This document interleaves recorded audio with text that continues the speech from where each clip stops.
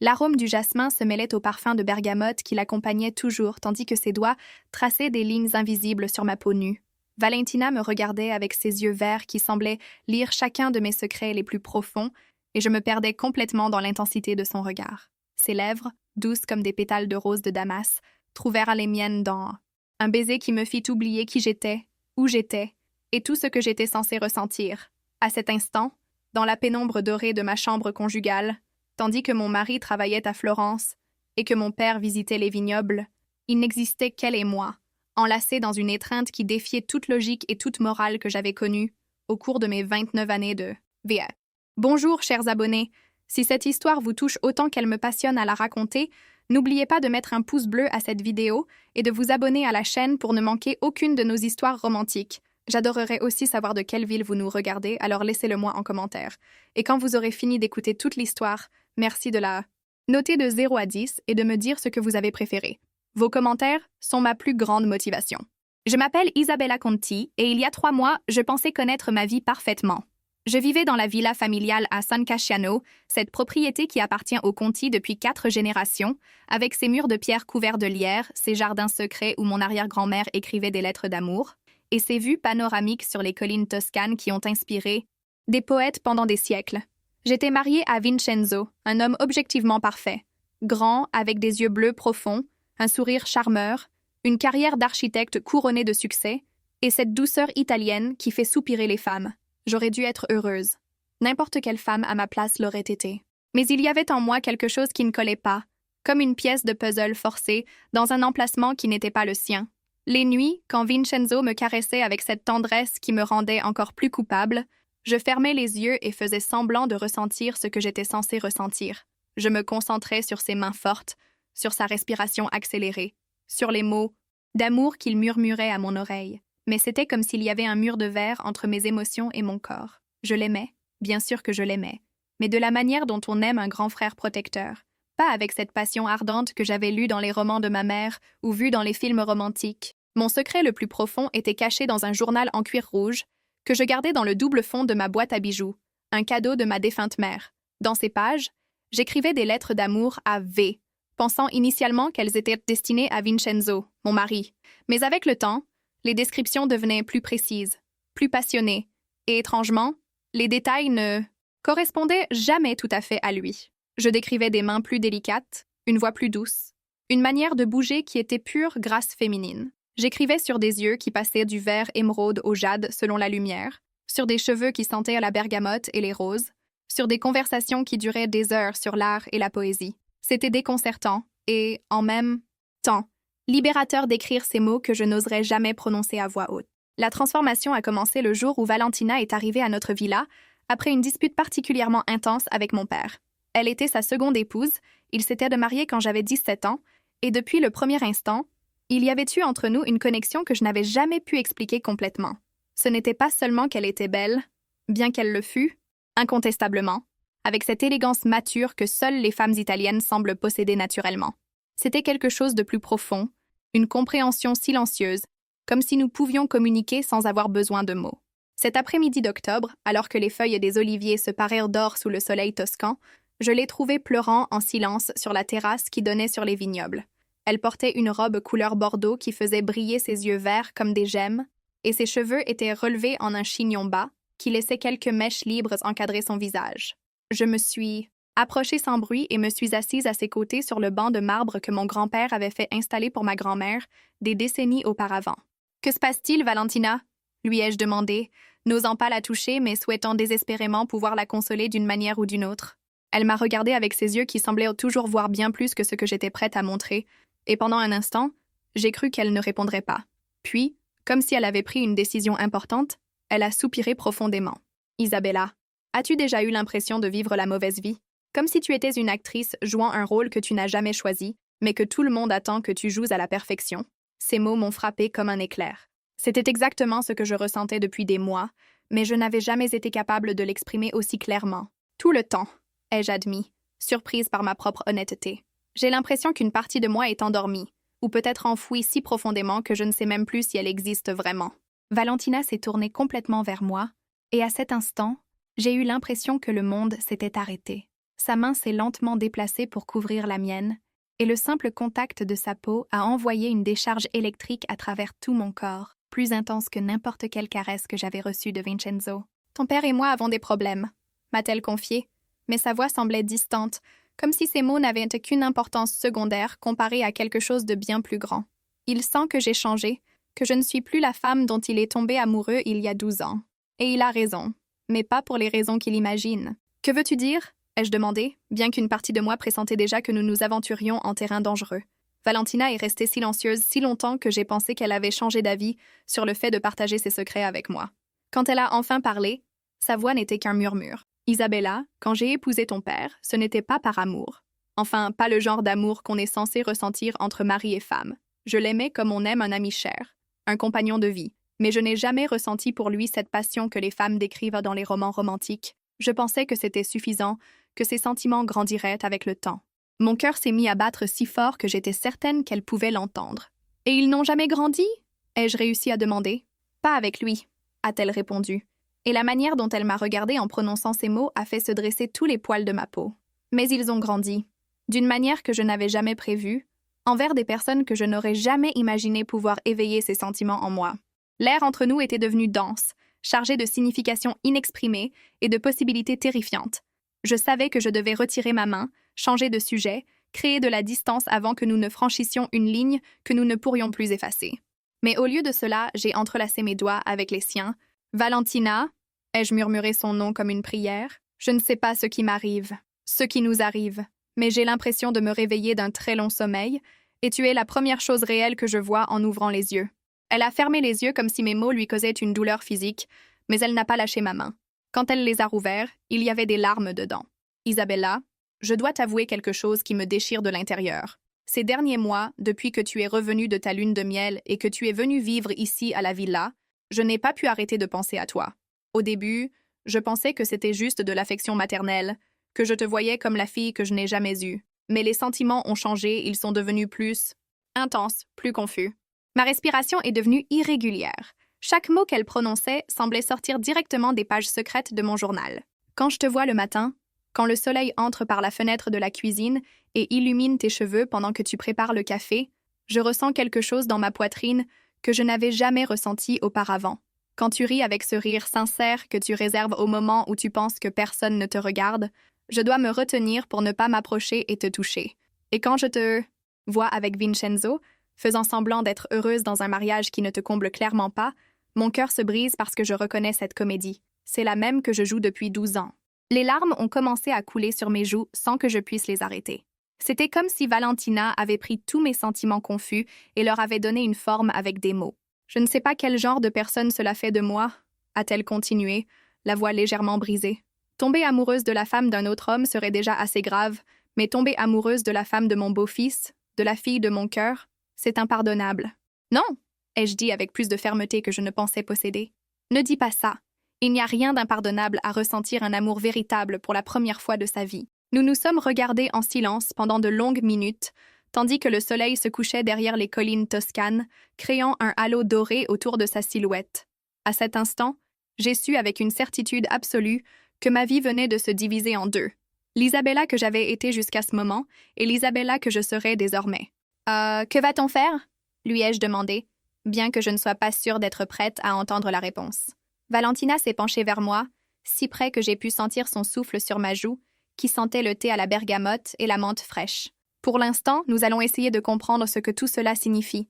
Mais Isabella, il faut que tu saches que si nous décidons d'explorer ces sentiments, il n'y aura pas de retour en arrière. Nous changerions nos vies pour toujours, et probablement ferions souffrir deux hommes bons qui nous aiment à leur manière. Je sais, ai-je murmuré, me rapprochant encore plus d'elle. Et pour la première fois de ma vie, je suis prête à tout risquer pour quelque chose que je veux vraiment.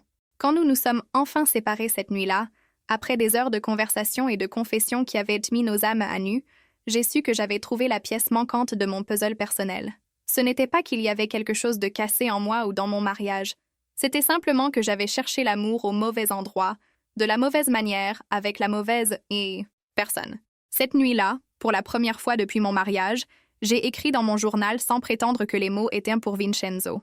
J'ai écrit directement pour Valentina, décrivant la manière dont ses yeux avaient brillé à la lumière du crépuscule, comment sa voix s'était enrouée lorsqu'elle avait confessé ses sentiments, et comment chaque cellule de mon corps s'était éveillée lorsque nos mains s'étaient touchées. C'était libérateur et terrifiant à la fois, mais enfin honnête.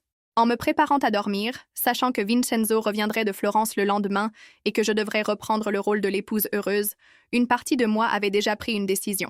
Je ne savais pas comment ni quand, mais j'allais explorer ces sentiments nouveaux et bouleversants que Valentina avait éveillés en moi. Pour la première fois de ma vie, j'allais être complètement honnête sur qui j'étais et ce que je voulais, quelles qu'en soient les conséquences. Les jours suivants, notre confession furent un mélange étrange de normalité apparente et de tension électrique constante.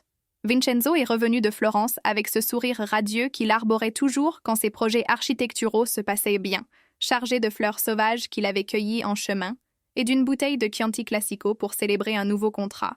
Il m'a embrassée, sur la joue avec cette familiarité affectueuse qui avait caractérisé notre mariage, mais pour la première fois, j'ai remarqué la différence abyssale entre son toucher et le souvenir brûlant de la main de Valentina sur la mienne. « Mon amour, tu sembles différente », m'a-t-il dit pendant que nous dînions sur la terrasse, sous les lumières dorées que mon père avait suspendues entre les oliviers des années auparavant. « Il y a quelque chose dans tes yeux, comme si tu avais découvert un secret magnifique. » Mon cœur s'est arrêté un instant. Vincenzo avait toujours été perspicace, une qualité qui le rendait excellent dans son travail mais qui me remplissait maintenant de panique. J'ai cherché désespérément une explication crédible. J'ai beaucoup écrit. Ai-je menti à moitié? Car techniquement, c'était vrai. Je crois que je commence enfin à trouver ma voie en tant qu'écrivaine. Son visage s'est illuminé d'une joie sincère, et cette pureté dans son bonheur pour mes réussites m'a transpercée comme une dague de culpabilité. C'est merveilleux, Isabella. J'ai toujours su que tu avais un talent particulier. Pourrais-tu me montrer quelque chose de ce que tu as écrit? Ce n'est pas encore prêt. Ai-je répondu rapidement, imaginant sa réaction s'il lisait les lettres d'amour passionnées adressées à sa belle-mère. J'ai besoin de les peaufiner un peu. Valentina avait discrètement disparu avant l'arrivée de Vincenzo, prétextant qu'elle devait vérifier des documents dans son bureau à Florence. Mais je savais que c'était une excuse pour éviter l'inconfort de feindre la normalité devant mon mari après ce que nous avions partagé. Elle me manquait avec une intensité qui m'effrayait, comme si une partie essentielle de moi était partie avec elle. Cette nuit-là, tandis que Vincenzo dormait paisiblement à mes côtés, je suis restée éveillée à regarder les poutres en bois du plafond, témoin de générations de secrets familiaux. Mon esprit ne cessait de repasser chaque détail de la conversation avec Valentina. La façon dont sa voix s'était brisée en confessant ses sentiments, comment ses yeux verts s'étaient emplis de larmes lorsqu'elle avait admis m'aimer, le tremblement presque imperceptible de ses mains lorsqu'elles s'étaient entrelacées avec les miennes. Le lendemain, Valentina est revenue comme si de rien n'était. Elle est arrivée pendant le petit déjeuner, vêtue d'une blouse de soie couleur jade qui rendait ses yeux encore plus intenses, et a salué Vincenzo et mon père avec cette élégance naturelle qui l'avait toujours caractérisée. Mais lorsque nos regards se sont croisés au-dessus de la table, l'air s'est chargé d'une électricité invisible qui m'a donné l'impression que tout mon corps était connecté à une ligne à haute tension. « Isabella » a-t-elle dit d'une voix soigneusement neutre, « aimerais-tu m'accompagner au marché de San Casciano? J'ai besoin d'herbes fraîches pour le dîner de ce soir, et tu sais que tu as toujours un meilleur œil que moi pour choisir les tomates parfaites. » C'était une excuse transparente pour passer du temps seul, mais Vincenzo et mon père ne semblaient pas l'avoir remarqué. Mon mari m'a même souri et m'a donné un baiser doux sur le front. « Vas-y, amore, ça te fera du bien de sortir un peu. Tu as été très concentré sur ton écriture ces derniers temps. » Le marché matinal de San Casciano était un spectacle de couleurs et de parfums qui me remplissait normalement de joie. Les vendeurs vantaient les mérites de leurs produits avec cet enthousiasme théâtral si italien, les grands-mères marchandaient avec férocité, tout en tenant des paniers d'osier, et les touristes s'émerveillaient de l'authenticité de chaque détail. Mais ce matin-là, je ne pouvais me concentrer que sur Valentina marchant à mes côtés, sur la manière gracieuse dont elle se déplaçait entre les étals, sur la façon dont son parfum de bergamote se mêlait à l'arôme du basilic frais et du pesto maison. Nous faisions semblant de nous intéresser aux tomates San Marzano et aux aubergines luisantes, mais nos conversations étaient fragmentées, pleines de silence, chargées de sens. Chaque fois que nos doigts se frôlaient accidentellement en examinant les produits, j'avais l'impression que de petites étincelles électriques parcouraient toute ma peau. « Isabella » m'a-t-elle dit enfin, alors que nous nous éloignions du tumulte pour rejoindre une petite piazza ombragée par des cyprès centenaires, « nous devons parler de ce qui s'est passé hier. » Nous nous sommes assises sur un banc de pierre face à une fontaine ancienne où des tritons de marbre versaient une eau cristalline de leur conque. Le bruit de l'eau était apaisant, mais mon cœur battait si fort que j'étais sûre que tout le village pouvait l'entendre. « J'ai passé toute la nuit à réfléchir, » a-t-elle continué, se tournant pour me regarder directement. et j'ai conclu que ce qui se passe entre nous n'est pas quelque chose que je peux simplement ignorer ou prétendre que ça n'existe pas. Moi non plus, ai-je admis, surprise par la fermeté de ma propre voix. Pour la première fois de ma vie, j'ai l'impression d'être complètement honnête sur qui je suis et ce que je veux. C'est terrifiant, mais aussi libérateur. Valentina a tendu la main lentement, me laissant le temps de m'écarter si je le voulais, mais je n'ai pas bougé. Quand ses doigts ont touché les miens, c'était comme si un courant chaud parcourait tout mon bras. « Sais-tu ce qui me fait le plus peur ?» m'a-t-elle demandé, sa voix à peine un murmure. « Quoi ?» ai-je répondu, perdu dans l'intensité de ses yeux verts. Que ce ne soit pas juste une phase ou une confusion passagère, que j'ai vraiment trouvé, à 45 ans, l'amour véritable que je pensais ne pas exister pour moi, et que cet amour soit avec la personne la plus compliquée et interdite que j'aurais pu choisir. Ces mots m'ont frappé avec une force émotionnelle qui m'a laissé sans souffle. Personne ne m'avait jamais décrite comme son amour véritable, pas même Vincenzo, qui parlait toujours de moi en termes de camaraderie et de respect mutuel. « Valentina », ai-je murmuré, « je ressens exactement la même chose. Ces derniers jours, j'ai compris pourquoi je n'ai jamais pu ressentir pour Vincenzo ce qu'une épouse est censée ressentir. Ce n'était pas parce qu'il y avait quelque chose de cassé en moi ou en lui, mais parce que mon cœur attendait de te trouver, toi. » À cet instant, dans l'intimité de cette petite piazza où seuls les tritons de marbre étaient témoins de notre conversation, Valentina s'est penchée vers moi lentement. J'ai pu voir chaque détail de son visage qui se rapprochait, les petites rides d'expression autour de ses yeux qui parlaient d'années de sourires sincères et de larmes secrètes, les taches de rousseur presque imperceptibles qui parsemaient son nez, la forme parfaite de ses lèvres que j'imaginais depuis notre confession. Quand elle m'a enfin embrassée, c'était comme si tout l'univers s'alignait correctement pour la première fois de ma vie. Ses lèvres étaient douces et chaudes, elles avaient le goût du café espresso et des promesses non dites. Le baiser a commencé tendre, presque timide, mais quand j'ai répondu avec toute la passion que j'avais contenue pendant des mois, il est devenu plus profond, plus désespéré.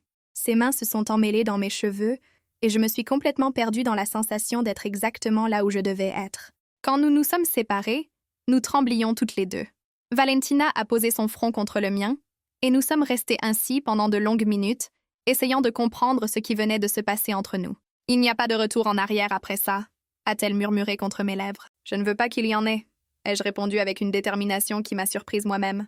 Le retour à la villa s'est fait dans un silence chargé d'une nouvelle tension. Chaque fois que nos regards se croisaient, je revivais la sensation de ses lèvres sur les miennes, de ses mains caressant mes cheveux, du moment parfait où tout s'était mis en place. C'était comme si nous partagions un secret que personne d'autre ne pouvait voir, mais qui brillait intensément entre nous. Cet après-midi-là, pendant que Valentina préparait le dîner et que je faisais semblant de lire sur la terrasse, mon père s'est approché avec cette expression préoccupée que j'avais vue plus fréquemment ces dernières semaines. « Isabella, cara mia, as-tu remarqué quelque chose d'étrange chez Valentina ces derniers temps ?» Mon sang s'est glacé, mais j'ai gardé mon calme. « Étrange dans quel sens, papa ?»« Je ne sais pas exactement, » a-t-il dit, s'asseyant lourdement sur la chaise en osier à côté de moi. Elle est plus distante, plus pensive. Et parfois, je la surprends à regarder par la fenêtre avec une expression que je ne peux pas déchiffrer. Je me demande si elle regrette de m'avoir épousée. L'ironie de la situation m'a frappée comme une gifle. Mon père sentait que quelque chose avait changé chez Valentina, mais il n'aurait jamais pu imaginer que ce changement avait un rapport avec moi. Peut-être qu'elle a juste besoin de temps pour digérer certaines choses, ai-je dit prudemment. Les grands changements dans la vie demandent parfois de la réflexion. Il a hoché la tête lentement, mais je voyais que mes mots ne l'avaient pas complètement rassuré. Pendant le dîner, nous avons maintenu une façade parfaite de normalité familiale. Vincenzo a parlé de ses nouveaux projets, mon père a partagé des nouvelles des vignobles, et Valentina a contribué avec des commentaires intelligents sur une exposition qu'elle organisait dans sa galerie. Mais sous la table, nos pieds se frôlaient occasionnellement, envoyant des vagues de chaleur à travers tout mon corps, et chaque fois qu'elle me passait un plat, nos doigts se touchaient pendant des fractions de secondes plus longues que nécessaire. Cette nuit-là, après que Vincenzo se soit endormi, je me suis levée silencieusement et suis sortie dans le jardin. La pleine lune illuminait les sentiers entre les roses et le jasmin, créant des ombres argentées qui semblaient danser avec la brise nocturne. Je n'ai pas été surprise de trouver Valentina déjà là, assise sur le banc de marbre où nous avions eu notre première conversation honnête. Je n'arrivais pas à dormir non plus, a-t-elle dit sans surprise lorsque je me suis approchée. Je n'arrête pas de penser à ce matin, ai-je admis, m'asseyant assez près pour sentir sa chaleur, mais en gardant une distance respectable au cas où quelqu'un nous verrait depuis la maison. C'était le moment le plus réel et honnête de toute ma vie, a-t-elle confessé, regardant vers les collines sombres où les lumières des villas éloignées scintillaient comme des étoiles terrestres. Et aussi le plus terrifiant. « Tu regrettes ?» lui ai-je demandé, bien que j'aie peur d'entendre la réponse. Elle s'est tournée pour me regarder directement, et à la lumière de la lune, ses yeux verts semblaient lumineux. Isabella, je pourrais regretter beaucoup de décisions que j'ai prises dans ma vie, mais je ne regretterai jamais de t'avoir vraiment connue, d'avoir trouvé le courage d'être honnête avec toi sur mes sentiments, ou d'avoir enfin découvert ce que c'est d'aimer et d'être aimé de la bonne manière. Ces mots m'ont rempli d'une chaleur qui s'est répandue de ma poitrine à chaque extrémité de mon corps. Je me suis rapprochée d'elle, si près que je pouvais voir chaque détail de son visage baigné par la lumière argentée de la lune. « Alors, que faisons-nous maintenant » ai-je murmuré. « Maintenant » a-t-elle répondu, prenant ma main avec cette délicatesse que j'avais appris à aimer. « Nous commençons à construire quelque chose de complètement nouveau, quelque chose qui nous appartient. Mais nous devons le faire avec précaution, avec respect pour les personnes qui pourraient être blessées dans le processus. Nous sommes restés là pendant des heures, planifiant des rencontres secrètes, parlant de nos peurs et de nos espoirs, et échangeant occasionnellement des baisers doux qui avaient le goût de la liberté et des possibilités infinies. Pour la première fois depuis mon mariage, je me sentais complètement vivante, complètement moi-même, complètement au bon endroit avec la bonne personne. Quand je suis enfin revenue dans ma chambre, Vincenzo dormait encore profondément, inconscient du séisme émotionnel qui avait secoué mon monde au cours des dernières 48 heures. Je me suis allongée à ses côtés, mais au lieu de ressentir de la culpabilité, j'ai ressenti une étrange paix. J'avais enfin trouvé ma vérité et bien que le chemin à venir serait compliqué et douloureux, je savais que c'était le bon chemin pour moi. Dans mon journal, cette nuit-là, j'ai écrit pour la première fois une entrée adressée directement à Valentina, sans prétention ni déguisement. Ma chère V, aujourd'hui j'ai découvert que l'amour véritable n'est pas une fantaisie de roman romantique, mais quelque chose de réel et de tangible qui peut changer toute votre compréhension de vous-même en un seul instant. Merci de m'avoir aidé à trouver qui je suis vraiment. Les semaines suivantes ont apporté une routine dangereuse de rencontres secrètes et de mensonges soigneusement construits. Valentina et moi avions développé un langage silencieux fait de regards furtifs, de contacts accidentels et d'excuses élaborées pour passer du temps ensemble. Chaque matin, lorsqu'elle annonçait qu'elle devait se rendre à Florence pour son travail à la galerie, j'attendais exactement 30 minutes avant d'inventer une course en ville. Nous nous retrouvions dans son petit appartement près du Ponte Vecchio, un refuge intime rempli d'œuvres d'art qu'elle avait collectionnées au fil des ans et qui devenait maintenant le théâtre de notre amour clandestin. L'appartement était un reflet parfait de la personnalité de Valentina, sophistiqué mais chaleureux, rempli de livres d'art, de peintures originales d'artistes locaux émergents et de cette fragrance persistante de bergamote que j'associais désormais complètement au bonheur. Il avait de hautes fenêtres donnant sur l'Arno, par lesquelles nous pouvions voir les touristes passer lors de leur promenade romantique, inconscients du drame qui se déroulait dans nos vies. C'était dans cet espace sacré que j'ai enfin pu découvrir la vraie Valentina, dépouillée de tous les masques qu'elle avait portés pendant des années. Elle m'a parlé de sa jeunesse à Rome, où elle avait vécu son premier amour avec une camarade d'université nommée Chiara, une relation intense mais brève qui s'était terminée lorsque la pression sociale était devenue insupportable. Elle m'a raconté les années de thérapie dont elle avait eu besoin pour accepter sa sexualité dans une Italie qui, bien que progressiste à bien des égards, maintenait encore des attentes rigides envers les femmes de sa génération. Quand j'ai rencontré ton père, m'a-t-elle confié un après-midi alors que nous étions allongés, enlacés sur son canapé de velours bleu, les rideaux filtrant la lumière dorée du crépuscule florentin, je pensais pouvoir construire une vie normale, sécurisée. Il était veuf, il avait besoin d'une compagne, et moi, j'avais besoin de respectabilité. Cela semblait être un arrangement parfait pour nous deux. Mais tu n'as jamais rien ressenti de romantique pour lui ? Lui ai-je demandé, traçant des cercles distraits sur sa peau nue. De l'affection, oui. Du respect, de l'admiration, même un amour platonique. Ton père est un homme extraordinaire. Et pendant des années, j'ai convaincu mon esprit que cela suffisait. Mais quand tu es apparu, sa voix s'est légèrement brisée. Quand je t'ai vue pour la première fois, le jour de ta présentation officielle comme sa fille, tu portais cette robe blanche en coton et tes cheveux étaient retressés avec des fleurs sauvages. Tu avais 17 ans et tu étais la chose la plus belle que j'avais jamais vue. À ce moment-là, j'ai su que j'étais en danger. Ces mots m'ont rempli d'une mixture d'émotion et de mélancolie. Nous avions perdu tant d'années à prétendre être ce que nous n'étions pas, à construire des vies qui ne nous appartenaient pas. Mais notre refuge secret ne pouvait pas nous isoler des complications du monde extérieur pour toujours. Le premier obstacle sérieux est arrivé sous la forme d'un appel inattendu de la sœur de Vincenzo, Lucia, qui a annoncé qu'elle venait de Milan pour une visite surprise de 2 semaines. Lucia était tout ce que je n'étais pas. Extravertie, directe au point d'être brutale, et dotée de cette intuition féminine affûtée comme une lame qui lui permettait de détecter des secrets à des kilomètres. Elle avait critiqué notre mariage dès le début, non parce qu'elle ne m'aimait pas, mais parce qu'elle avait toujours insisté sur le fait que Vincenzo méritait une épouse qu'il aimerait avec la passion qu'il était capable de donner. Isabella, cara cognata, m'a-t-elle dit le premier jour de sa visite, alors que nous prenions un café sur la terrasse, tu dois me raconter tout sur cette nouvelle phase d'écriture créative dont Vincenzo n'arrête pas de parler. Il dit que tu es plus inspiré que jamais. Son ton semblait décontracté, mais il y avait quelque chose dans ses yeux sombres qui m'a immédiatement mise en garde. Lucia avait l'art de poser des questions qui semblaient être une conversation banale, mais qui étaient en réalité des interrogatoires déguisés. C'est juste un projet personnel, ai-je répondu évasivement. Rien de très excitant pour l'instant.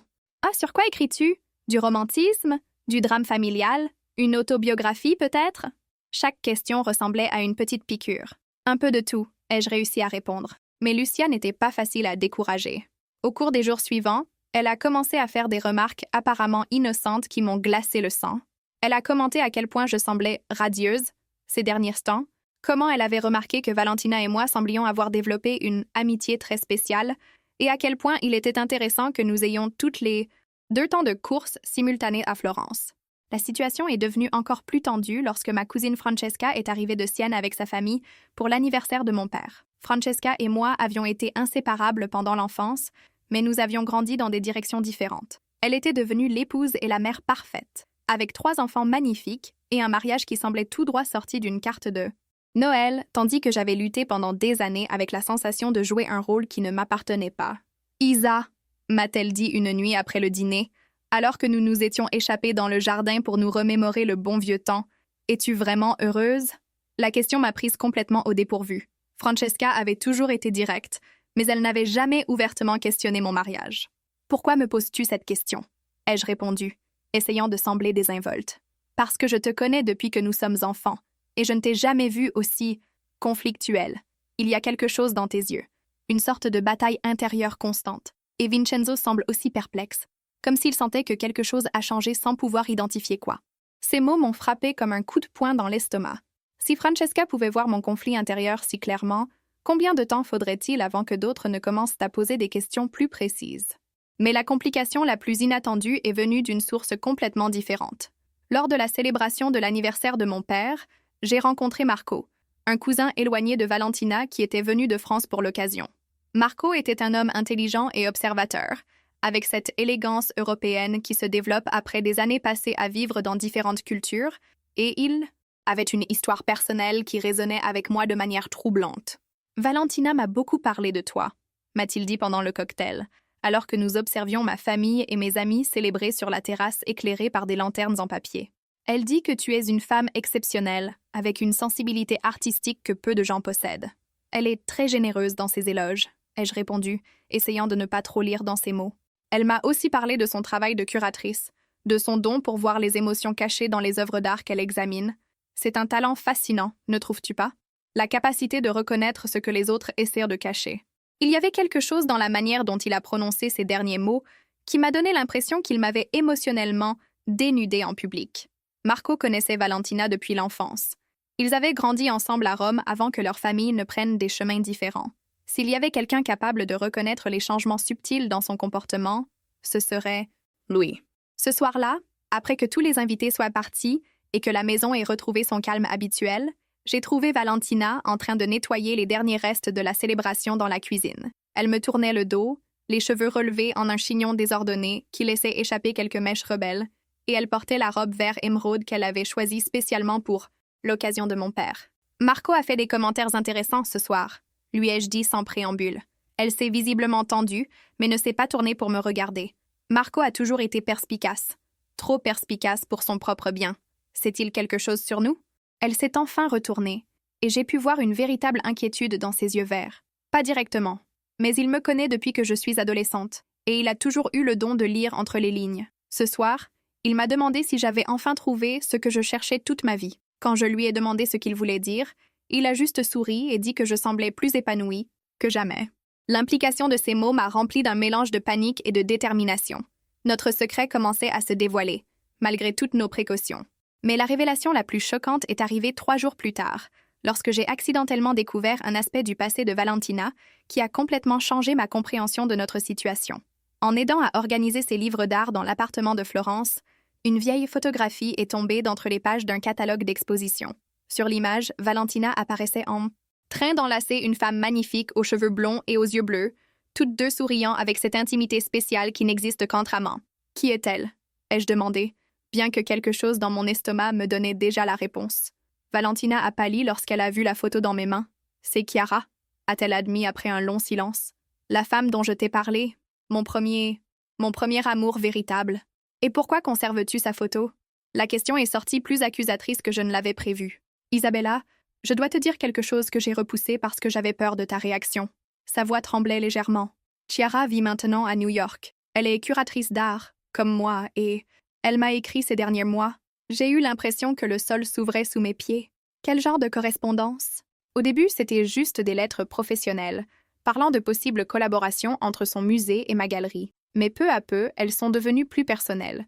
Elle a divorcé il y a 1 an et a réfléchi aux décisions que nous avons prises quand nous étions jeunes. Les implications de ces mots m'ont frappé comme une avalanche. Te demande-t-elle de revenir avec elle? Valentina s'est approchée de moi lentement, comme si elle craignait que je m'enfuis. Elle m'a offert l'opportunité de curer une exposition permanente au Museum of Modern Art. Ce serait l'opportunité de ma vie professionnelle, mais cela signifierait déménager à New York, avec elle. Et que lui as-tu répondu? Ai-je murmuré, bien que je ne sois pas sûre de vouloir entendre la réponse. Je lui ai dit que j'avais besoin de temps pour y réfléchir. C'était avant que toi et moi, avant que tout change entre nous. Je me suis assise lourdement sur le canapé de velours où nous avions partagé tant de moments intimes, essayant de digérer cette nouvelle information.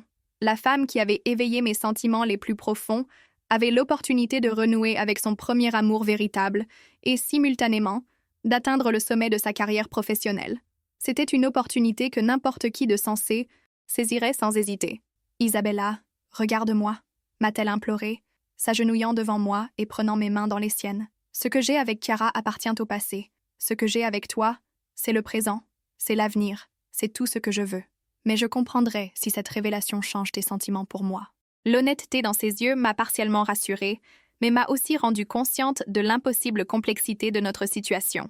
Non seulement nous naviguions les défis d'un amour interdit entre belle-mère et belle-fille, mais nous devions maintenant aussi considérer les opportunités perdues et les amours du passé qui revenaient compliquer encore plus notre avenir. « Que va-t-on faire » lui ai-je demandé, répétant la même question que j'avais posée des semaines auparavant, mais qui portait désormais un poids complètement différent. « Nous allons prendre les bonnes décisions pour nous », a-t-elle répondu avec une détermination qui m'a rempli d'espoir et de terreur à parts égales. Mais d'abord, nous devons être complètement honnêtes sur ce que chacune veut de cette vie que nous construisons ensemble. Cette nuit-là, en rentrant à la villa avec plus de questions que de réponses, j'ai su que nous avions atteint un point de non-retour. Les complications s'accumulaient comme des nuages d'orage à l'horizon, et bientôt, nous devrions affronter non seulement nos propres peurs et désirs, mais aussi les attentes, les rêves et les cœurs de toutes les personnes qui nous entouraient. Dans mon journal, j'ai écrit une entrée qui reflétait la turbulence de mes émotions. Ma chère V, l'amour véritable n'est pas seulement 2 personnes qui se rencontrent. C'est 2 personnes qui choisissent de construire quelque chose ensemble, malgré tous les obstacles que le monde place sur leur chemin. Mais ce soir, je me demande si nous sommes assez fortes pour surmonter non seulement les barrières extérieures, mais aussi les complexités de nos propres passés et futurs. Le moment que je redoutais est arrivé de la manière la plus inattendue possible. C'était un mardi matin, et j'avais inventé une excuse selon laquelle j'avais besoin de livres spécifiques à la bibliothèque de Florence pour mon projet d'écriture. Valentina était partie tôt, prétextant une réunion avec un artiste émergent dont elle voulait inclure les œuvres dans sa prochaine exposition. Nosy. Mensonge était si bien coordonné qu'il semblait naturel, mais ce matin-là, le destin a décidé de jouer contre nous. J'étais arrivée à l'appartement de Valentina, près du Ponte Vecchio, et je l'attendais quand j'ai entendu des voix familières montant les escaliers de marbre de l'immeuble Renaissance. Mon sang s'est glacé lorsque j'ai reconnu le rire de Lucia et la voix de Vincenzo discutant de la meilleure route pour se rendre aux offices. Il se dirigeait exactement vers l'étage où je me trouvais. La panique m'a envahie.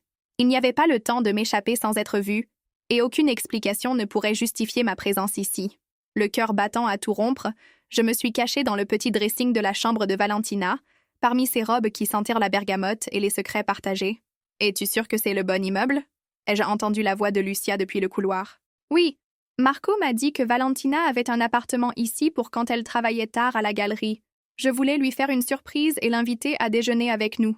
Mon cœur s'est arrêté. Vincenzo était venu chercher Valentina, et j'étais piégée dans son appartement secret comme une amante dans une farce théâtrale. Mais le pire était encore à venir. J'ai entendu une clé tourner dans la serrure principale, et pendant un instant, j'ai cru que Valentina était revenue plus tôt et que nous pourrions trouver un moyen de gérer la situation. Mais alors, j'ai entendu une voix que je ne reconnaissais pas, une voix féminine avec un léger accent américain. « Valentina, cara mia, ton appartement est exactement comme dans mes souvenirs. Rien n'a changé depuis les photos que tu m'as envoyées. » Mon monde s'est effondré. Chiara était là, à Florence, dans l'appartement de Valentina. Et à l'intimité de son ton, il était évident que ce n'était pas une visite surprise. « Chiara, je ne m'attendais pas à ce que tu arrives si tôt, » ai-je entendu Valentina répondre, sa voix chargée d'une tension que je connaissais bien. « J'ai pris un vol de nuit parce que je ne pouvais plus attendre pour te voir. Ça fait tellement d'années, Val. Mais quand j'ai reçu ta lettre la semaine dernière disant que tu avais pris une décision concernant New York, j'ai su que je devais venir en personne. J'ai eu l'impression qu'on m'enfonçait un poignard dans la poitrine. » Valentina avait continué à correspondre avec Chiara sans me le dire, et apparemment, elle avait pris une sorte de décision concernant le travail à New York. Tout ce que je croyais savoir sur notre avenir ensemble s'est écroulé à cet instant. Mais le cauchemar ne faisait que commencer. À ce moment précis, j'ai entendu des coups à la porte principale et la voix de Vincenzo qui appelait. « Valentina, c'est Vincenzo, je suis là avec Lucia. Marco nous a dit où te trouver. » Le silence qui a suivi était si dense que je pouvais entendre ma propre respiration haletante. Depuis ma cachette dans le dressing, je pouvais imaginer l'expression de panique sur le visage de Valentina. Elle avait son ancien amour de New York dans son appartement, son beau-fils frappant à la porte, et moi, cachée comme une criminelle dans sa chambre. « Une seconde !» ai-je entendu Valentina crier, suivi d'un échange rapide et chuchoté avec Chiara que je n'ai pas pu déchiffrer complètement. Quand elle a enfin ouvert la porte, la conversation qui a suivi m'a brisé le cœur en 1000 morceaux microscopiques. « Valentina, quelle surprise de te trouver ici !» a dit Vincenzo avec cette chaleur sincère qui me faisait toujours me sentir encore plus coupable de notre tromperie. « Vincenzo, Lucia, quelle... surprise !» a répondu Valentina, sa voix paraissant forcée. « Nous espérons ne pas interrompre quelque chose d'important », a ajouté Lucia avec ce ton apparemment innocent que j'avais appris à redouter. « En fait, » a dit Chiara, et j'ai entendu ses pas se rapprocher, Valentina me montrait certaines des pièces qu'elle envisage pour l'exposition à New York. Je suis Chiara Benedetti, curatrice au MoMA. La présentation formelle de Chiara, comme si elle n'était qu'une collègue professionnelle, m'a fait plus mal que n'importe quelle déclaration d'amour n'aurait pu le faire. C'était un mensonge si élégant, si plausible, qu'il m'a fait comprendre à quel point Valentina était habile à compartimenter différents aspects de sa vie. « Le MoMA !» s'est exclamé Vincenzo avec une admiration sincère. « Valentina ne nous a jamais parlé de cette opportunité. Cela signifie-t-il que tu envisages de déménager à New York ? » « C'est quelque chose que je considère, » a répondu Valentina prudemment. « Mais ce serait merveilleux, » a continué mon mari, sans se rendre compte que chaque mot était un clou de plus dans le cercueil de mon bonheur. Tu as toujours été trop talentueuse pour te limiter à la scène artistique florentine. Une opportunité comme celle-ci à New York pourrait changer ta vie complètement. Exactement ce que je lui ai dit, a ajouté Chiara, et j'ai pu entendre le sourire dans sa voix. Valentina a un don extraordinaire pour détecter les émotions cachées dans l'art, et le monde a besoin de cette perspective. La conversation a duré ce qui m'a semblé être des heures, bien que ce ne fût probablement qu'une vingtaine de minutes. Ils ont parlé d'art, d'opportunités professionnelles, de la possibilité pour Valentina de faire enfin le grand saut vers une carrière internationale. Vincenzo et Lucia semblaient sincèrement enthousiastes pour elle, sans soupçonner qu'ils discutaient de la destruction de mon monde émotionnel. Quand ils sont enfin partis, promettant de se retrouver pour dîner ce soir-là afin de célébrer les nouvelles opportunités de Valentina, je suis restée dans le dressing pendant plusieurs minutes encore, tremblante de choc et de trahison. Je pouvais entendre Valentina et Chiara parler à voix basse, mais je ne pouvais pas distinguer les mots exacts. Finalement, quand j'ai entendu Chiara sortir pour explorer un peu la ville, je suis sortie de ma cachette. Valentina était assise sur le canapé de velours bleu où nous avions partagé tant de moments intimes, la tête entre les mains. « Isabella », a-t-elle dit en me voyant sans lever les yeux, « je sais exactement ce que tu penses. » « Vraiment ?» Ma voix est sortie plus froide que je ne l'avais voulu. « Sais-tu que je pense que tu m'as menti à propos de Chiara? Que je pense que tu as planifié de partir à New York sans me le dire? Que je pense que tout ce que nous avons construit ensemble n'était qu'une fantaisie pendant que tu décidais quoi faire de ton véritable avenir? »« Ce n'est pas comme ça !» a-t-elle protesté, me regardant enfin directement. « Isabella, ce qui se passe est bien plus compliqué qu'il n'y paraît. Alors explique-moi, » ai-je exigé, croisant les bras sur ma poitrine. « Explique-moi pourquoi ton ex-amour est ici, pourquoi vous discutez de ton déménagement à New York comme si c'était chose faite, et pourquoi j'ai dû me cacher comme une amante secrète honteuse. » Valentina s'est levée lentement et s'est approchée de moi, mais j'ai reculé instinctivement. « Chiara était venue parce que je lui ai écrit la semaine dernière pour lui dire que j'avais trouvé l'amour véritable avec une autre personne et que je ne pourrais pas accepter son offre de travail ni reprendre notre relation, a-t-elle commencé, sa voix chargée d'émotion. Ces mots m'ont arrêté net. Quoi? Je lui ai écrit à propos de toi, Isabella. Évidemment, je n'ai pas mentionné ton nom ni les circonstances spécifiques, mais je lui ai dit que j'avais enfin découvert ce que c'était d'aimer quelqu'un avec chaque fibre de mon être. Je lui ai dit que pour la première fois de ma vie, j'avais trouvé quelqu'un qui me donnait envie d'être complètement honnête sur qui je suis. J'ai senti comme si le sol se stabilisait légèrement sous mes pieds, mais il restait encore trop de questions sans réponse. Alors pourquoi est-elle ici? Et pourquoi Vincenzo avait-il l'impression que tu envisageais de déménager à New York? Elle est ici parce qu'elle n'a pas accepté ma réponse par courrier. Elle veut me convaincre en personne que je fais une erreur en refusant l'opportunité de ma vie pour ce qu'elle considère comme un caprice romantique. Et en ce qui concerne Vincenzo, ses yeux se sont remplis de larmes. Isabella, nous devons parler de décisions très difficiles. Quel genre de décision? Hier soir, après notre conversation sur les complications qui surgissent, j'ai réalisé que nous ne pouvons pas continuer comme ça indéfiniment. Lucia soupçonne quelque chose, ta cousine Francesca pose des questions, Marco lit entre les lignes, et maintenant Chiara est là, compliquant tout encore plus. Mon cœur s'est mis à battre de manière erratique. Que veux-tu dire? Je veux dire que nous devons prendre une décision définitive. Soit nous trouvons le courage d'être honnêtes avec nos familles sur ce que nous ressentons et affrontons les conséquences, soit nous mettons fin à cela maintenant, avant de détruire la vie de tous ceux que nous aimons. Ces mots m'ont frappé comme une gifle physique. Pendant des semaines, j'avais vécu dans une bulle de bonheur secret, prétendant que nous pourrions garder notre amour caché indéfiniment. Mais la réalité s'était écrasée sur notre fantasme de la manière la plus brutale possible. « Et si je choisis la première option ?» ai-je demandé, bien que ma voix tremblait en prononçant ces mots. « Si nous décidons d'être honnêtes sur nous, alors ton mariage prendra fin. Mon mariage avec ton père prendra fin. Tu perdras probablement une partie de ta famille, et moi, je perdrai certainement la mienne. Nous devrons quitter la villa, commencer une vie complètement nouvelle quelque part où personne ne nous connaît. Et si je choisis la deuxième option ?» Valentina a fermé les yeux comme si les mots qu'elle allait prononcer lui causaient une douleur physique. « Alors, j'accepterai l'offre de travail à New York. Je partirai avec Chiara, non pas parce que je l'aime, mais parce que j'ai besoin de mettre un océan entre nous pour pouvoir t'oublier. Et toi, tu devras trouver un moyen d'être heureuse avec Vincenzo, qui ne mérite pas moins qu'une épouse qui l'aime complètement. » L'impossibilité de la situation m'a complètement submergée. Il n'y avait pas de troisième option, pas de solution magique qui nous permettrait d'avoir notre amour sans détruire les vies de personnes innocentes qui nous aimaient. « Combien de temps ai-je pour décider ?» ai-je murmuré. Chiara retourne à New York dimanche. Si je dois partir avec elle, je dois lui donner une réponse avant cela. Nous étions mardi. J'avais moins d'une semaine pour prendre la décision la plus importante de ma vie, une décision qui déterminerait non seulement mon avenir, mais celui d'au moins 4 personnes qui ignoraient que leur destin était débattu dans un appartement secret à Florence. Ce soir-là, en rentrant à la villa, Vincenzo m'a accueilli avec un sourire radieux et des nouvelles qui m'ont encore plus brisée. « Amore, j'ai quelque chose de merveilleux à te dire », m'a-t-il annoncé, me serrant dans ses bras avec cette tendresse qui me faisait me sentir comme la pire personne au monde. J'ai parlé avec le docteur Rossini, et il pense que c'est le moment parfait pour que nous commencions à essayer d'avoir un bébé. Il dit que tu es à l'âge idéal, et moi, je ne peux pas attendre de fonder une famille avec toi. Ces mots ont été comme le coup final dans une journée qui avait déjà détruit mes espoirs et mes rêves. Vincenzo voulait un avenir avec moi, voulait des enfants avec moi, voulait construire une vie que je savais ne jamais pouvoir lui offrir de la manière qu'il méritait. Cette nuit-là, j'ai écrit dans mon journal l'entrée la plus douloureuse de ma vie. « Ma chère V, demain, je commencerai à chercher le courage de prendre une décision qui changera tout. Mais ce soir, je veux juste me souvenir de ce que c'est d'être complètement aimé et d'aimer complètement en retour, car j'ai peur que ce soit la dernière fois que je ressente ce bonheur parfait et impossible. » Les 3 jours qui ont suivi ont été les plus sombres de mon existence. Je me déplaçais dans la villa comme un fantôme, souriant mécaniquement à Vincenzo lorsqu'il parlait de nos projets d'avenir, hochant distraitement la tête quand mon père commentait à quel point Valentina agissait étrangement et évitant complètement les regards perçants de Lucia, qui semblait avoir décidé que j'étais le mystère le plus intéressant de ses vacances toscanes. Valentina et moi n'avions pas reparlé depuis la confrontation dans son appartement.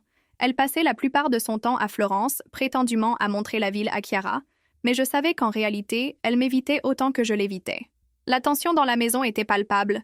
Même mon père, habituellement absorbé par ses vignobles et ses oliviers, a commencé à faire des commentaires sur l'atmosphère étrange qui s'était installée dans notre famille. Le jeudi soir, alors que je faisais semblant de lire dans ma chambre, Vincenzo s'est assis sur le bord du lit avec cette expression sérieuse qu'il utilisait quand il avait quelque chose d'important à discuter. Isabella, amore mio, j'ai besoin de te poser une question, et j'ai besoin que tu sois complètement honnête avec moi. Mon cœur s'est arrêté. Que veux-tu savoir? Est-ce que tu me caches quelque chose? J'ai l'impression que ces derniers temps, tu es absente, comme si une partie de toi était ailleurs, pensant à autre chose. L'ironie de la situation m'a frappée comme une gifle. Voici cet homme bon et aimant, demandant de l'honnêteté à la femme qui vivait le mensonge le plus élaboré de sa vie. J'ai été confrontée à quelques conflits internes, ai-je dit, choisissant mes mots avec soin. Des choses concernant qui je suis et ce que je veux de la vie. Cela a-t-il un rapport avec moi? Avec notre mariage? Ses yeux bleus étaient en plein de vulnérabilité, et pendant un instant, j'ai été tentée de tout lui dire. Cela aurait été plus facile de le blesser avec la vérité maintenant que de le laisser continuer à construire des rêves sur un avenir que je savais ne jamais pouvoir partager avec lui. Vincenzo, ai-je commencé, mais les mots se sont coincés dans ma gorge en voyant l'espoir fragile dans son expression. Parce que s'il y a des problèmes entre nous, nous pouvons les résoudre, a-t-il continué, prenant mes mains dans les siennes. L'amour véritable ne renonce pas au premier obstacle. Et je t'aime, Isabella. Je t'aime plus que je ne pensais possible d'aimer quelqu'un. Ces mots étaient comme des couteaux. Chaque déclaration d'amour me rappelait ce que j'étais sur le point de détruire. Non seulement pour moi, mais aussi pour lui. Je sais, ai-je murmuré, car c'était la seule chose que je pouvais dire sans mentir complètement. Cette même nuit, vers 2 heures du matin, j'ai reçu un message texte de Valentina. « J'ai besoin de te voir. Jardin de roses. Maintenant. » Je suis sortie discrètement de la maison, enveloppée dans mon peignoir de soie, et je l'ai trouvée assise sur le banc de marbre où tout avait commencé des semaines auparavant. Mais cette Valentina était différente. Elle semblait avoir vieilli de plusieurs années en quelques jours, avec des cernes profonds et une pâleur qui rendait ses yeux verts encore plus intenses par contraste. « Isabella, m'a-t-elle dit lorsque je me suis approchée, j'ai pris une décision. Mon cœur s'est effondré dans mon estomac. Tu vas partir avec Chiara? Non, a-t-elle répondu, et pendant un instant, j'ai ressenti un soulagement écrasant. Je vais dire la vérité à ton père à propos de nous. Le soulagement s'est transformé instantanément en une terreur pure. Valentina, non, tu ne peux pas faire ça. Si, je peux, et je vais le faire. Demain matin, après le petit déjeuner, je vais lui demander de parler en privé et je vais tout lui dire. Sur ma sexualité, sur les années de mensonges et sur le fait que je suis tombée amoureuse de toi. Ça le détruira, ai-je protesté, sentant la panique monter dans ma poitrine. Papa t'aime, Valentina. Il a construit tout son bonheur des 12 dernières années autour de la croyance que vous avez un mariage véritable. Exactement, a-t-elle dit avec une profonde tristesse. Et il mérite d'avoir la chance de trouver un amour véritable avec quelqu'un qui peut l'aimer comme il a besoin d'être aimé. Je ne peux pas continuer à lui voler cette possibilité. Et Vincenzo, vas-tu aussi détruire sa vie? Ça, a-t-elle dit, me regardant droit dans les yeux, c'est ta décision à prendre. Je ne peux pas faire cette partie pour toi. La réalité de ce qu'elle proposait m'a complètement submergée. Si Valentina disait tout à mon père, il n'y aurait pas de retour en arrière. Notre secret serait exposé et je devrais décider immédiatement si je confessais aussi à Vincenzo ou si je tentais de maintenir mon mariage basé sur un mensonge encore plus élaboré. Je ne suis pas prête, lui ai-je dit, les larmes commençant à couler sur mes joues. Valentina, s'il te plaît, j'ai besoin de plus de temps. Nous n'avons plus de temps, cara mia. Chiara part dimanche, et si je ne prends pas une décision définitive d'ici là, elle va commencer à poser des questions sur pourquoi je l'ai vraiment rejetée. Et Lucia fait de plus en plus de commentaires subtils sur notre comportement. Ce n'est qu'une question de jours, peut-être d'heures, avant que quelqu'un ne fasse le lien. Mais si nous confessons maintenant, nous perdons tout, ai-je sangloté. Nous perdons nos familles, nos foyers, probablement le respect de toute la communauté. Isabella, a-t-elle dit, s'approchant pour essuyer mes larmes avec ses doigts, te souviens-tu de ce que tu m'as dit la première nuit où nous avons parlé honnêtement? Tu as dit que tu avais l'impression de te réveiller d'un très long sommeil, et que j'étais la première chose réelle que tu voyais en ouvrant les yeux. J'ai hoché la tête, incapable de parler. Eh bien, je ressens la même chose. Pendant 45 ans, j'ai vécu dans une version diluée de la vie, prétendant être celle que je pensais devoir être, au lieu d'être celle que je suis vraiment. Je ne peux plus continuer ainsi, pas après avoir goûté à ce que c'est d'être complètement authentique avec toi. Ces mots m'ont rempli d'amour et de terreur en proportions égales. Je comprenais son besoin d'honnêteté, mais les conséquences me semblaient catastrophiques. Et si ça ne fonctionne pas? Lui ai-je demandé désespérément. Et si nous confessons tout et découvrons ensuite que nous ne pouvons pas gérer la culpabilité, le rejet, la perte de nos familles? Et si cet amour que nous ressentons n'est pas assez fort pour survivre à tant de douleurs? Alors, a-t-elle dit avec un calme qui m'a effrayée, au moins nous aurons été honnêtes. Au moins nous aurons donné aux personnes que nous aimons la chance de prendre des décisions éclairées sur leur propre vie. La conversation a été interrompue par le bruit de pas approchant depuis la maison. Nous nous sommes toutes deux figées, Et Valentina m'a fait signe de me cacher derrière les rosiers pendant qu'elle restait assise sur le banc, prétendant être sortie seule pour réfléchir. « Valentina ?» C'était la voix de mon père. « Que fais-tu ici si tard ?»« Je n'arrivais pas à dormir, » a-t-elle répondu avec un naturel qui m'a impressionnée. J'avais besoin d'air frais et de temps pour réfléchir. Réfléchir à quoi? Mon père s'est assis à ses côtés sur le banc, et depuis ma cachette parmi les roses, je pouvais voir son profil inquiet à la lumière de la lune. À nous, Antonio. À notre mariage. Aux décisions que nous avons prises. À savoir si nous sommes vraiment heureux ou si nous avons prétendu l'être pendant si longtemps que nous avons oublié la différence. Le silence qui a suivi était si tendu que je pouvais entendre mon propre cœur battre violemment. Mon père a enfin parlé, et sa voix semblait fatiguée. J'ai ressenti la même chose, cara mia, comme si quelque chose de fondamental avait changé entre nous, mais je n'arrive pas à identifier exactement quoi ou quand cela s'est produit. « Antonio » a dit Valentina, et j'ai pu entendre les larmes dans sa voix. « Nous devons avoir une conversation très importante. Demain matin, après avoir reposé et pouvoir penser clairement. Est-ce à propos de cette offre d'emploi à New York? »« C'est à propos de bien plus que cela, » a-t-elle répondu. « C'est à propos d'être honnêtes l'un avec l'autre pour la première fois depuis de nombreuses années. » Après que mon père soit retourné à la maison, promettant qu'il parlerait après le petit déjeuner, Valentina et moi sommes restés silencieuses pendant de longues minutes. La conversation dont nous avions été témoins avait rendu tout cela encore plus réel et terrifiant. « Tu as entendu ça ?» m'a-t-elle demandé finalement. « Oui, » ai-je murmuré. « Il sait aussi que quelque chose ne va pas. »« Isabella, demain matin, je vais dire la vérité à ton père. Après cela, tu devras décider si tu me suis dans l'honnêteté ou si tu essaies de garder ton secret.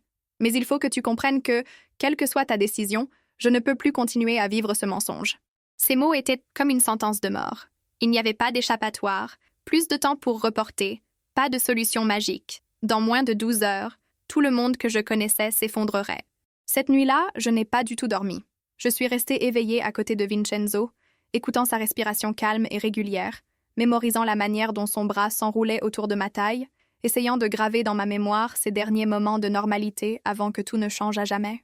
Dans mon journal, j'ai écrit ce que je pensais être ma dernière entrée. Ma chère V, demain, notre monde secret prendra fin, d'une manière ou d'une autre. Si je choisis le courage, je serai à tes côtés lorsque tu affronteras la tempête. Si je choisis la lâcheté, au moins tu sauras que ces mois avec toi ont été les seuls de ma vie où j'ai été complètement moi-même. Je n'ai aucune idée de ce qui se passera ensuite, mais ce soir, je veux te remercier de m'avoir réveillée, de m'avoir montré ce que c'est d'aimer sans restriction et de m'avoir donné l'opportunité de découvrir la femme que je suis vraiment sous toutes les attentes et les mensonges. Quand l'aube du vendredi est arrivée, j'ai su que le moment le plus sombre de ma vie était venu, mais aussi, potentiellement, le moment de ma plus grande libération. Si cette histoire vous a appris quelque chose jusqu'à présent, n'oubliez pas de mettre un pouce bleu à cette vidéo et de vous abonner à la chaîne pour nous accompagner jusqu'à la fin de ce voyage émotionnel. Vos commentaires et votre soutien signifient tout pour moi en ces moments cruciaux de la narration. Le matin du vendredi s'est levé avec cette lumière dorée typique de la Toscane, qui m'avait toujours semblé magique, mais qui ce jour-là semblait une cruelle moquerie de l'univers. Comment le monde pouvait-il être si beau alors qu'il était sur le point de s'effondrer? Je suis descendue pour le petit déjeuner avec des jambes tremblantes, trouvant toute la famille réunie sur la terrasse comme si c'était une matinée ordinaire. Vincenzo lisait le journal en sirotant son espresso, mon père vérifiait ses notes sur les vignobles, et Valentina servait des fruits frais avec cette grâce élégante qui avait toujours caractérisé ses mouvements au fil des années où je l'avais connue. Lucia avait décidé d'accompagner Chiara pour une excursion dans les collines, nous offrant une pause inattendue de ses regards inquisiteurs. « Bonjour, amore », m'a salué Vincenzo avec un baiser sur la joue, mais je n'ai pu répondre que par un murmure incohérent. Valentina ne m'a pas regardé directement, mais je pouvais sentir sa présence comme un courant électrique dans l'air. Je savais qu'après le petit déjeuner, lorsque les hommes partiraient pour leurs activités respectives, elle aurait la conversation qui changerait tout pour toujours. Mais le destin, une fois de plus, avait d'autres plans. Nous terminions le petit déjeuner lorsque nous avons entendu le rugissement d'un moteur s'approchant par l'allée de gravier. Un taxi s'est arrêté devant la villa et une silhouette en est descendue, faisant s'arrêter mon cœur. Marco, le cousin perspicace de Valentina, mais cette fois, il n'était pas seul. Avec lui est descendue une femme élégante d'une 60aine d'années, avec des cheveux argentés impeccablement coiffés et ces mêmes yeux verts intenses qui caractérisaient Valentina. Il était impossible de ne pas la reconnaître tant la ressemblance familiale était frappante. « Tante Margherita !» a crié Valentina, se levant si brusquement qu'elle a renversé sa tasse de café. Son visage était devenu complètement pâle. La femme s'est approchée avec cette autorité silencieuse que seules les matriarches des familles italiennes traditionnelles possèdent. Ses yeux ont balayé la scène du petit déjeuner familial, avec une intensité qui m'a donné l'impression d'être passée au rayon X émotionnellement. Valentina, Karanipote, a-t-elle dit d'une voix qui, bien qu'affectueuse, avait un tranchant d'acier. Marco m'a raconté des choses très intéressantes sur ta situation actuelle. J'ai pensé qu'il était temps de faire une visite familiale. Mon père s'est levé pour saluer poliment, mais je pouvais voir la confusion dans ses yeux. Vincenzo a fait de même, mais une tension palpable flottait dans l'air, nous donnant à tous l'impression d'être des acteurs ayant oublié leur réplique dans une pièce de théâtre. Tante, je ne m'attendais pas... Je veux dire, c'est merveilleux de te voir, mais... Valentina a bégayé, visiblement déstabilisée par cette apparition inattendue. Marco m'a parlé de certains changements dans ton comportement récemment, a continué Margherita, sans détourner son regard perçant de Valentina, et de certaines amitiés qui ont fleuri récemment. Ses yeux se sont posés sur moi pendant une fraction de seconde, et à cet instant, j'ai su qu'elle savait tout. D'une manière ou d'une autre, Marco avait deviné notre secret et l'avait partagé avec la matriarche de la famille. « Je pense, » a poursuivi Margherita avec ce calme terrifiant qui précède les tempêtes, qu'il est temps que nous ayons une conversation familiale très honnête, tous ensemble. Le silence qui a suivi était assourdissant. Je pouvais voir Valentina lutter intérieurement, probablement en train de débattre si cela rendait sa confession prévue plus facile ou infiniment plus compliquée. Mais alors, quelque chose de complètement inattendu s'est produit. Au lieu d'attendre que Valentina parle, je me suis entendu dire « Madame Margherita, je pense qu'il y a quelque chose que vous devez tous savoir. » Tous les regards se sont tournés vers moi. Vincenzo m'a regardé avec surprise, mon père avec inquiétude, Valentina avec un choc absolu, et Margherita avec quelque chose qui ressemblait à de l'approbation. « Isabella » m'a averti Valentina doucement, mais j'avais déjà pris ma décision. « Non » ai-je dit, trouvant une force dans ma voix que je ne savais pas posséder. Ça suffit avec les secrets et les mensonges. Vous méritez tous la vérité. Je me suis levée de ma chaise, mes jambes tremblantes mais me soutenant. J'ai regardé directement Vincenzo, sachant qu'il serait celui qui souffrirait le plus de ce que j'étais sur le point de dire.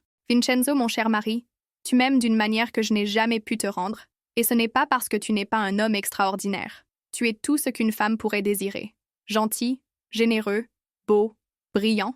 Le problème n'a jamais été toi. Ses yeux bleus me regardèrent avec un mélange de confusion et d'horreur croissante, comme s'il commençait déjà à comprendre où allait ma confession. Le problème, c'est que j'ai vécu dans le mensonge sur qui je suis vraiment. J'ai prétendu être l'épouse que je pensais devoir être, mais je n'ai jamais été honnête avec toi sur ce que je ressens ou sur ce que je ne ressens pas. « Isabella » a interrompu mon père, sa voix chargée d'inquiétude. « Que cherches-tu à nous dire ?» J'ai pris une profonde inspiration, sachant que les mots suivants changeraient tout pour toujours. Je cherche à vous dire que je suis tombée amoureuse de quelqu'un d'autre. Quelqu'un qui m'a aidée à découvrir qui je suis vraiment, qui m'a montré ce que signifie l'amour véritable pour la première fois de ma vie. Vincenzo s'est levé lentement, son visage une masque de douleur et de confusion. « Qui » a-t-il demandé d'une voix que je reconnaissais à peine. « Qui est-ce » Le moment de vérité était arrivé. J'ai regardé Valentina, des larmes coulant silencieusement sur ses joues, puis j'ai fait face à ma famille. « Ce n'est pas un homme », ai-je dit clairement. « C'est elle. Je suis tombée amoureuse de Valentina. » Le silence qui a suivi était si complet que je pouvais entendre le chant des oiseaux dans les oliviers, le murmure lointain du vent parmi les vignes, les battements frénétiques de mon propre cœur. Vincenzo s'est assis lourdement, comme si ses jambes ne pouvaient plus le soutenir. Mon père est resté figé, regardant alternativement entre Valentina et moi, comme si nous parlions une langue étrangère. Margherita, étonnamment, a été la première à réagir. « Enfin !»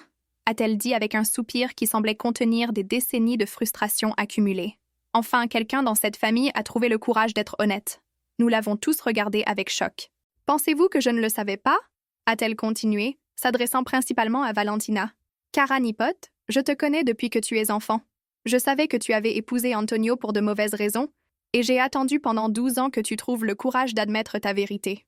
Tante Margherita, a commencé Valentina, mais la vieille femme l'a fait taire d'un geste. « Et toi, Isabella ?» a-t-elle dit, se tournant vers moi avec ses yeux verts, si semblables à ceux de Valentina. « Tu as erré dans cette maison pendant des mois comme une âme perdue, clairement amoureuse de quelqu'un qui n'était pas ton mari. Il n'a pas été difficile de faire le lien quand Marco m'a décrit comment vous vous regardiez toutes les deux. » Vincenzo a enfin retrouvé sa voix. « Depuis quand ?» a-t-il demandé, et la douleur dans son ton m'a brisé le cœur. « Depuis 3 mois, ai-je admis, les larmes commençant à couler sur mes joues. « Vincenzo, je suis tellement désolée. Tu ne méritais pas cela. Tu ne méritais pas les mensonges. Tu ne méritais pas une épouse qui ne peut pas t'aimer de la manière dont tu as besoin d'être aimée. » Tout notre mariage était-il un mensonge? A-t-il demandé, sa voix se brisant. Non, ai-je dit fermement. Mon affection pour toi n'a jamais été un mensonge. Mon respect, mon admiration, mon désir de te rendre heureux, rien de tout cela n'était faux. Mais le type d'amour que tu me donnes, cette passion romantique profonde, je n'ai jamais compris pourquoi je ne pouvais pas te la rendre jusqu'à ce que je découvre ce que c'était de la ressentir vraiment. Mon père, qui était resté silencieux pendant tout l'échange, a enfin parlé. « Valentina » a-t-il dit d'une voix soigneusement contrôlée. « Est-ce vrai ce que dit Isabella » Valentina s'est levée lentement, son élégance naturelle intacte même au milieu de la plus grande crise de sa vie. « Oui, Antonio, c'est vrai. Et il y a plus que tu dois savoir. » Sa voix s'est raffermie à mesure qu'elle parlait. « Notre mariage aussi a été construit sur un mensonge. Je t'aime comme une famille, comme l'homme bon et honorable que tu es, mais je ne t'ai jamais aimé comme une femme devrait aimer son mari. »« Pourquoi ?» a demandé mon père, et je pouvais voir qu'il luttait pour garder son calme. « Parce que je suis lesbienne, Antonio. Je l'ai toujours été. Je t'ai épousée parce que je pensais pouvoir changer, parce que je croyais que la respectabilité sociale était plus importante que l'honnêteté émotionnelle. Mais ces derniers mois, en tombant amoureuse d'Isabella, m'ont montré ce que je me suis refusé pendant toute ma vie adulte. » L'honnêteté brutale de sa confession a résonné dans l'air matinal comme des cloches d'église.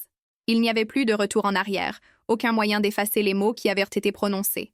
Margherita s'est approchée de Valentina et a pris ses mains. « Nipote Cara, je suis fière de toi pour avoir enfin trouvé le courage d'être qui tu es vraiment. » Puis elle s'est tournée vers moi. « Et toi, Isabella, bien que le chemin que vous avez choisi soit compliqué et douloureux pour beaucoup, il exige aussi un courage extraordinaire. » Vincenzo s'est levé lentement, et pendant un instant, j'ai craint qu'il ne nous crie dessus ou ne s'enfuit. Au lieu de cela, il s'est approché de moi et a pris mes mains avec cette douceur qui avait caractérisé tout notre mariage. « Isabella, » a-t-il dit, sa voix chargée d'une profonde tristesse, mais aussi de quelque chose qui ressemblait à de la compréhension. Pendant des mois, j'ai senti que quelque chose n'allait pas, que j'avais perdu une partie de toi que je n'avais jamais vraiment eue. Maintenant, je comprends pourquoi. Vincenzo, je... Non, m'a-t-il interrompu doucement. Laisse-moi finir. Ça me fait plus mal que je ne peux l'exprimer de savoir que je n'ai jamais été capable de t'éveiller cette passion que tu mérites de ressentir. Mais ça me fait encore plus mal de penser que tu as souffert en silence, prétendant être quelqu'un que tu n'es pas pour protéger mes sentiments. Ces mots m'ont déchiré et guéri à la fois. Tu mérites d'être aimé par quelqu'un qui peut te donner tout ce que tu donnes, ai-je murmuré. Et tu mérites d'aimer et d'être aimé de la manière qui te rend complète, a-t-il répondu. Bien que ça me fasse mal de l'admettre, je n'ai jamais pu te faire ressentir cela, n'est-ce pas? J'ai secoué la tête, les larmes coulant librement. Mon père s'est enfin approché de Valentina. Pendant de longs moments, ils se sont simplement regardés, et je pouvais voir des décennies d'histoires partagées passer entre eux. « As-tu jamais ressenti quelque chose de réel pour moi ?» a-t-il demandé. « Oui », a répondu Valentina immédiatement. « Un amour sincère, mais pas du genre que tu avais besoin d'une épouse. Antonio, tu as été mon meilleur ami, mon compagnon, ma famille, mais je n'ai jamais été honnête avec toi sur mes limites. Et maintenant ?» Valentina m'a regardée, et dans ses yeux, j'ai vu tout l'amour, la peur, l'espoir et la détermination que nous avions partagés ces derniers mois. Maintenant, je veux l'opportunité d'explorer ce que Isabella et moi pouvons construire ensemble, mais seulement si tu peux trouver un moyen de nous pardonner, non pas pour nous aimer, mais pour t'avoir menti pendant si longtemps. La conversation qui a suivi a duré des heures. Il y a eu des larmes, des reproches, des moments de silence douloureux et, progressivement, le début de quelque chose qui ressemblait à de la compréhension. Margherita s'est révélée être une médiatrice inattendue, mais efficace, aidant chacun à naviguer les émotions complexes et les décisions pratiques auxquelles nous devions faire face. À la fin de la journée, nous avions conclu des accords difficiles mais nécessaires. Vincenzo et moi divorcerions à l'amiable. Il garderait la maison au centre de Florence que nous avions achetée ensemble et je renoncerais à toute revendication sur ses propriétés. En échange, il ne chercherait pas de compensation pour les années de mariage frauduleux, comme il aurait pu le faire légalement. Valentina et mon père divorceraient également, mais elle conserverait son travail à la galerie de Florence, et ils garderaient la villa familiale. Cependant, ils ont tous deux convenu qu'après une période d'ajustement, ils essaieraient de reconstruire une sorte d'amitié. Quant à Valentina et moi, nous avons décidé de procéder étape par étape. Nous emménagerions ensemble dans un petit appartement à Florence, du moins au début, pour nous donner le temps de découvrir qui nous étions en tant que couple en dehors du contexte du secret et de la famille. Chiara, lorsqu'elle a appris les développements, s'est montrée étonnamment compréhensive. Elle a retiré son offre romantique, mais a maintenu l'opportunité professionnelle ouverte, suggérant que peut-être dans le futur, Valentina pourrait envisager une collaboration artistique sans les complications personnelles. Les mois qui ont suivi ont été les plus difficiles et les plus libérateurs de ma vie. Nous avons perdu quelques amitiés qui ne pouvaient pas accepter notre relation, et il y a eu des moments où la culpabilité et la douleur menaçaient de nous submerger. Mais nous avons également vécu une authenticité et une passion que ni l'une ni l'autre n'avaient connues auparavant. Vincenzo, étonnamment, est devenu un allié inattendu. Après le choc initial et une période compréhensible de douleur et de colère, il a commencé à sortir avec une collègue architecte qu'il avait admirée pendant des années, mais qu'il n'avait jamais poursuivie parce qu'il était marié. Quelques mois plus tard, il m'a avoué que, pour la première fois, il comprenait ce que j'avais essayé de lui expliquer sur la différence entre aimer quelqu'un et être amoureux de quelqu'un. Mon père a mis plus de temps à s'adapter, mais progressivement, il a commencé à sortir avec une charmante veuve du village voisin, quelqu'un qu'il connaissait depuis des années, mais qu'il n'avait jamais considéré romantiquement pendant son mariage. 1 an après notre confession, Valentina et moi étions assises sur la terrasse de notre petit appartement florentin, partageant un café matinal et planifiant une exposition qu'elle organisait sur l'amour caché dans l'art de la Renaissance. C'était une recherche qui avait commencé comme un moyen de traiter notre propre expérience, mais qui était devenue un projet professionnel fascinant. « Regrettes-tu » m'a-t-elle demandé ce matin-là, comme elle le faisait parfois durant ses premiers mois vulnérables. « De t'aimer » ai-je répondu, prenant sa main. « Jamais. D'avoir mis autant de temps à trouver le courage d'être honnête, tous les jours, et de toute la douleur que nous avons causée. » C'était une question que nous avions toutes deux eu du mal à répondre. Je regrette la douleur, mais pas les décisions qui l'ont causée. Parce que regarde ce que nous avons construit, et regarde comment les personnes que nous avons blessées ont trouvé des moyens d'être plus heureuses aussi. C'était vrai. Bien que le processus ait été douloureux, tous les concernés avaient fini dans des endroits plus authentiques et, finalement, plus satisfaisants. Ce soir-là, alors que nous nous préparions à dormir dans le lit que nous partagions librement et sans secret, j'ai écrit dans mon journal pour la première fois depuis des mois. Ma chère V, je n'ai plus besoin de t'écrire des lettres secrètes parce que je peux te dire tout ce que je ressens directement. Mais je voulais immortaliser ce moment, 1 an après que notre monde se soit effondré et reconstruit. Nous avons appris que l'amour véritable ne consiste pas seulement à trouver la bonne personne.